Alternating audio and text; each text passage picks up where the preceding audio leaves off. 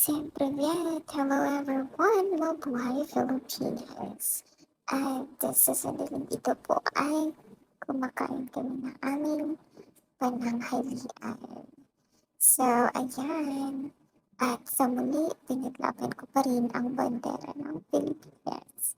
Of course, pipiliin pa rin natin magluto ng pagkain Pinoy.